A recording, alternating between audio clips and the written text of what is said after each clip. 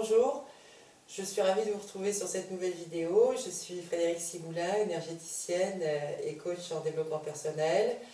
Aujourd'hui, cette vidéo a pour thème les pieds et les pieds dans l'hiver, pour vous donner des conseils pratiques, à savoir comment prendre soin de ses pieds. Au moment où je tourne cette vidéo, nous sommes au début de l'automne. Et bientôt ce sera l'hiver, et qu'est-ce qui se passe sur cette période-là? Eh bien les feuilles des arbres vont commencer à tomber, et la sève des arbres va descendre. C'est sur le plan humain et physiologique de l'humain, il va falloir s'ajuster et trouver de nouveaux repères. Alors autant que faire se peut, on va essayer d'aider son corps. Et concernant les pieds, je vais vous proposer quelques conseils judicieux à ce sujet-là. Donc, par exemple, pas qu'en hiver bien sûr, mais ce qui est très agréable pour les pieds, ce sont des bains de pieds d'eau chaude avec du bicarbonate de soude. Vous voyez, j'ai sorti un exemple de le bicarbonate de soude, ça s'achète en gros sac comme ça, et ça ne fait pas que pour la toilette des pieds d'ailleurs, mais ça s'achète aussi en pharmacie, et faire des bains de pieds comme ça à l'eau bicarbonatée, c'est très très agréable et ça détend énormément le pied. Si vous avez une baignoire, faire un bain d'eau bicarbonatée pour tout le corps, c'est extraordinaire. Essayez-le si vous pouvez, vous verrez, c'est délicieux. Après le bain, si vous voulez poursuivre un peu plus loin, vous pouvez aussi vous masser les pieds. Vous avez peut-être déjà bénéficié de massages auprès de masseurs sur différents registres. Et le massage des pieds est assez extraordinaire. Donc pour ceci, alors vous pouvez choisir plusieurs formats. Vous voyez celui qui vous convient le plus. Bon, moi je vais vous montrer, moi j'achète des flacons vides, et je fais des mélanges entre une huile végétale et des huiles essentielles. Concernant les huiles essentielles pour les pieds, je vous recommanderais l'huile essentielle de romarin, la Golterie, le Ravensara, le pin sylvestre et la menthe poivrée. Je mettrai un lien sous cette vidéo, et vous pourrez voir sur mon site sur un thème qui est la peau l'été, pour que vous puissiez voir les proportions. Ce que je vous conseille, c'est de ne pas associer davantage plus de 3 huiles essentielles ensemble. Elles se potentialisent, donc il n'est pas nécessaire d'en mettre davantage.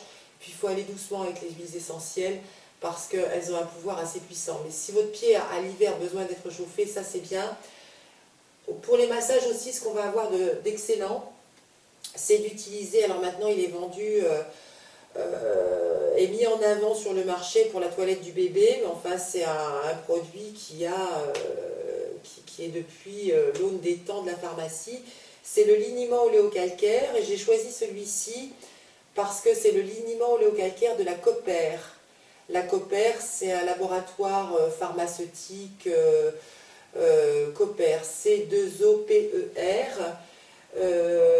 qui doit vendre ce liniment pour 500 ml à 4 ou 5 euros.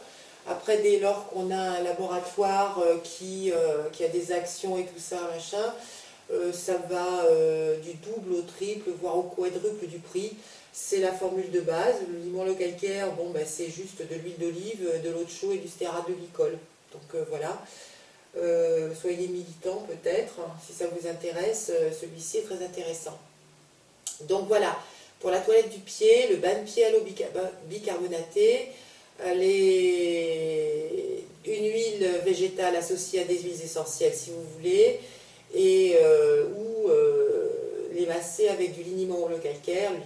Le liniment oléocalcaire sert aussi pour tout le corps bien sûr, hein.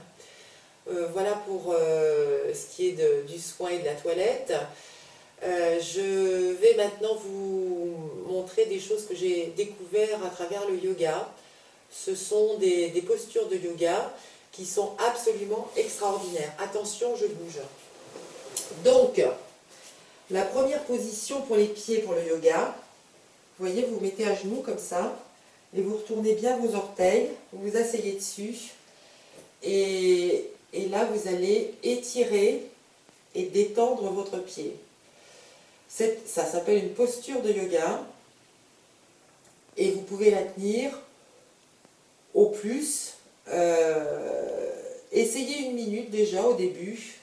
C'est mieux de le faire avec tout ce que je vous ai dit auparavant pour avoir un pied chaud quand même au départ, parce que bon, l'attaquer en rentrant du travail le soir ou en arrivant de la ville le soir, c'est quand même très violent. Et là, vous essayez de tenir la posture. Vous verrez 1 minute, c'est déjà très dur parce que ça fait mal. 3 minutes, c'est excellent. Et alors, au niveau des bienfaits, c'est prodigieux. Mais ça a l'air de rien, mais c'est vraiment une solution extraordinaire. Une deuxième posture de yoga qui va faire du bien aux pieds. Pourquoi? Parce que ça va les dynamiser. Ça va les dynamiser au niveau des orteils. Ça va leur donner une tonicité, ça va les rendre vivants. Puis c'est bien de s'intéresser à ses pieds. Puis le talon d'Achille et tout ça. Alors, une deuxième posture de yoga. Tout ça, c'est pour les pieds, ça fait mal quand même. Celle-ci, elle fait moins mal.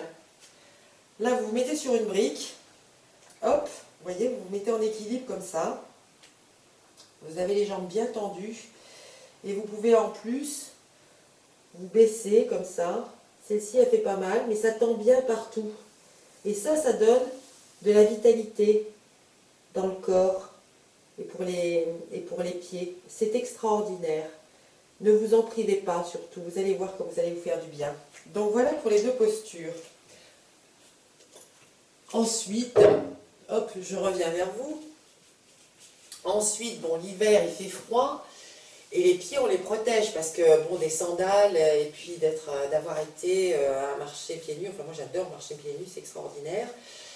Et bien les conseils de base aussi, c'est d'avoir des enveloppes qui soient d'origine naturelle.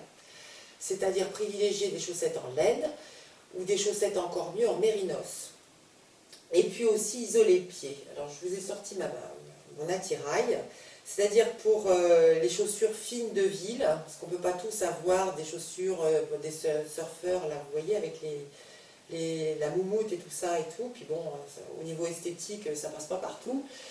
Donc sur des chaussures, ce qu'on peut faire, c'est mettre une semelle qui va isoler déjà, qui va protéger le pied. Quand on fait beaucoup de vélo aussi, c'est intéressant, parce que faire du vélo l'hiver, c'est terrible pour les pieds.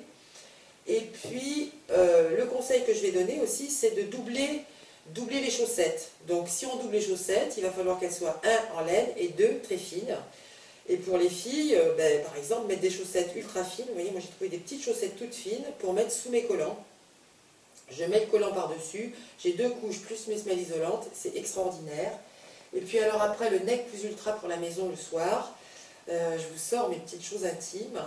Ce sont des grosses chaussettes comme ça, des grosses chaussettes mérinos, qui fait que, alors, la qualité du mérinos, c'est extraordinaire parce que si votre pied n'a pas froid, ça ne va pas le surchauffer, ça a une valeur hydrothermique, vous voyez, et si le pied a froid, ça se met à le réchauffer. Et n'oublions pas que le mérinos, ça provient de la laine de ces brebis, de ces moutons d'Australie, qui ont à gérer ces températures qui descendent très très bas.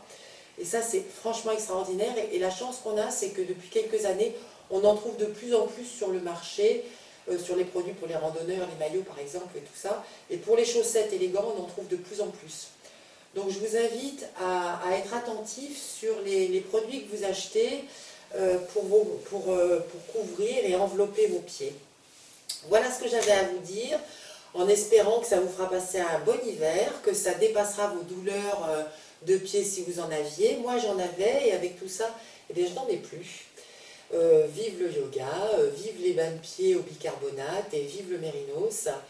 Et maintenant je vais vous quitter en vous souhaitant un joli hiver et puis en vous disant aussi à très bientôt pour de nouveaux thèmes bien sûr.